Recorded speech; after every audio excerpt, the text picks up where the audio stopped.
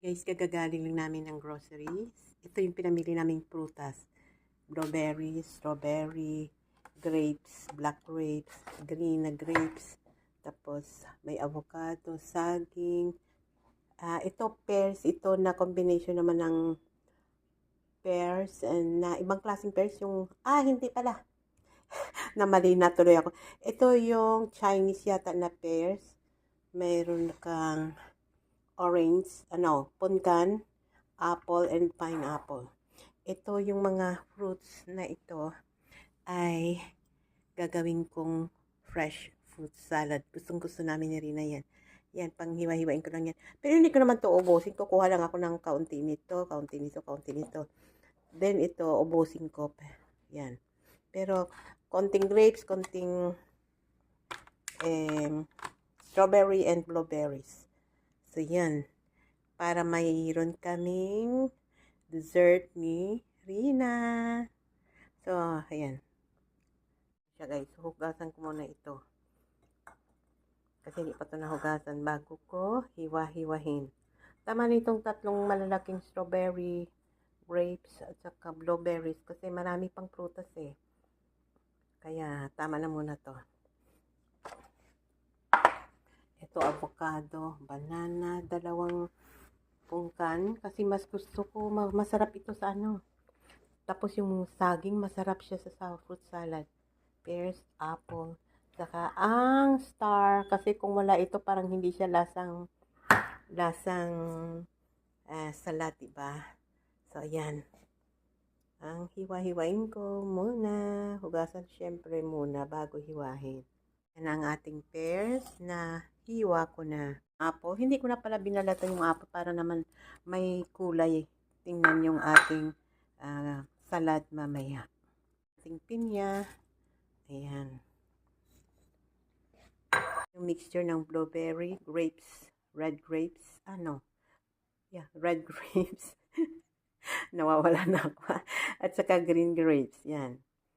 Ilagay ko dyan. Ano kayang lasa nito? First time. First time kong nilagyan ng blueberries at first time ko rin lalagyan siya ng strawberry. Pero iniisip ko yung strawberry ilagay ko mamaya sa toppings lang para may art. Inch, yan. Ganda na tingnan, ano? Colorful, very colorful. Ayan. And then, lagyan ko siya guys ng kaunting raisins na yellow at saka raisins na itong kulay. At ito yung mayonnaise na gagamitin namin, Hellmann's Light. At lagyan ko siya ng, for the first time, lagyan ko siya ng almond na, kumbaga sa ano, yung palaman, yung, tawag dito, kung may peanut butter, ito naman ay almond butter. Hindi ko alam. Basta ito ilagay ko for the first time. Tingnan ko kung masarap ang lasa niya. Yan ang ilalagay ko kasi medyo healthy living tayo. So, ayan. Imimix ko na muna. Yung ating strawberry mamaya nasa toppings para may art siya, di ba? Yung magkaano lang. Yung, siguro ito yung green na raisins na grapes, ano? Parang naging yellow siya pag na-dry. Ayan, lagyan ko na siya ng mayonnaise and this almond. Lagyan ko lang siya ng 2 kutsara nito. Ito siya guys, yung almond na na giniling.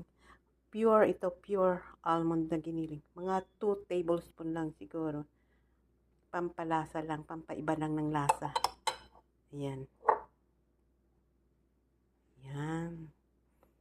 So, hindi ko lang alam kung malalasahan ni Rina mamaya na may ibang lasa. Kasi usually, ang nilalagay ko lang ay ang mayonnaise. Ang mayonnaise, mga 3 kutsara lang siguro muna. Kasi ayaw din naman ni Rina ng maraming mayonnaise at ako rin, ayaw ko rin ng maraming mayonnaise. Although natural mayonnaise ito. Kasi binili namin ito sa natural store. Yan, organic kumbaga. You guys, kung nakalimutan kong ilagay yan, yung avocado. So, ayoko nang lagyan ng avocado kasi na-mix ko na siya. Kasi pag lagyan ko ng avocado, imimix ko ulit. Ayoko nang di ba, soft yung saging. At saka itong pungka na ito, ayokong madurog. So, okay naman siya dahil may green naman na eh. So, di ba? Mukhang masarap.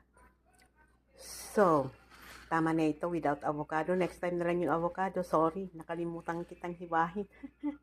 Pero okay na, di ba? Cute niyang cute. Ang ano niya, colorful. So, ang gagawin ko mamaya, or ngayon na, ilagay ko na yung, eto, strawberry. Parang art na lang siya. Kasi, pag hiwahin ko yung strawberry, parang, baka madurog. Di ba malambot yung strawberry? So, i-design ko na lang siya sa taas. Yan na siya guys. So, hiniwa ko na lang yung strawberry kasi medyo malaki talaga siya eh. Parang hindi na balance tingnan. Hindi pala proportion. Ayan. So, sabay-sabay natin mamayang titingnan or kung malalasahan ni Rina na aside from mayonnaise, may nilagay akong almond nuts. Almond nuts na giniling, yung pampalaman. So, tinikman ko siya. Mas nag-enhance ang sarap niya. Mas iba ang lasa. So, titingnan natin mamaya kung magugustuhan din ni Rina. So, tuwan-tuwa yan mamaya pag nakita niya itong gawa ko. Alam niyo, itong isang malaking bowl, maaring 2-3 days or maybe until tomorrow, maubos na namin yun na to. Kasi wala namang ano yung fruits naman to lahat eh. So, yan guys. I'm excited sa pagkain natin mamaya. At saka yung pagkain namin ng mamaya ni Rina, all Filipino food. Filipino food mamaya ang pagkain namin. Okay. See you later. Yung pananghalian namin. Ayan munggo na may kalabasa.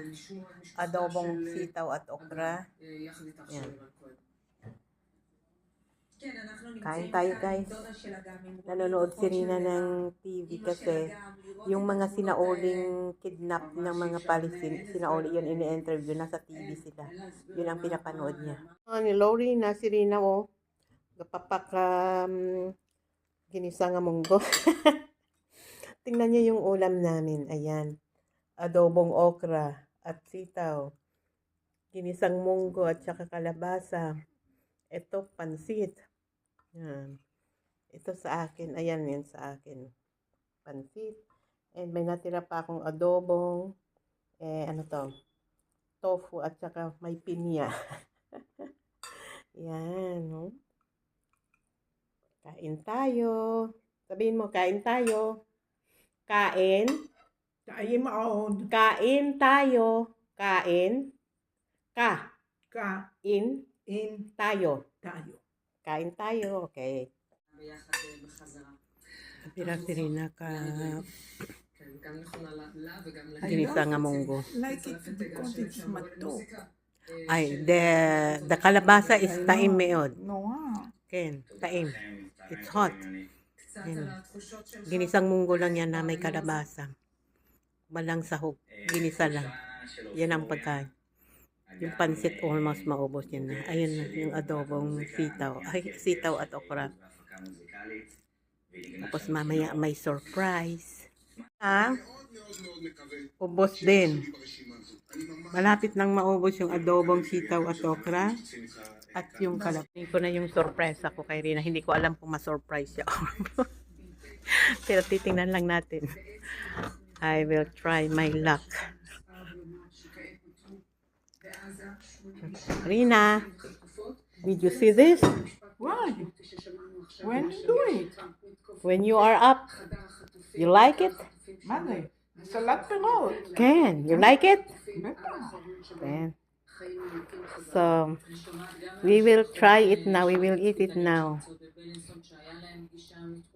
Si Rina. And titingnan ko kung malalasahan niya yung bago kong nilagay.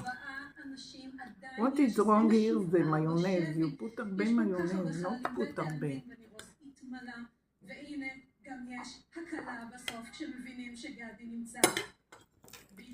Okay. Try. Now you have a bait. Try.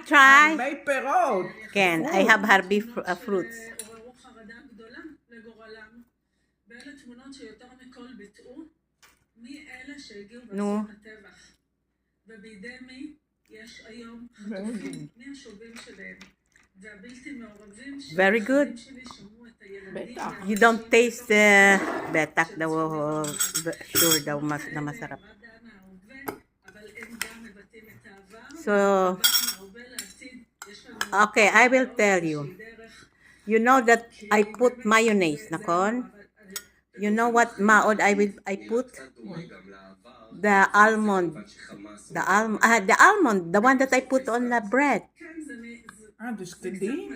Yes, the skidim. מה? I put, that's why you said it's a harbe mayonnaise. It's not all mayonnaise. It's with almond.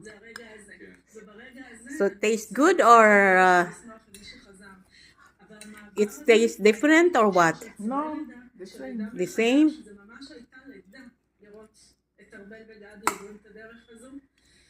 ואסור שזה יקרה. Ayan, kakain tayo guys. Ayan. שמחה שכרגע עם הידיים Si Rina, nagbigabirada na. לצעד הבא.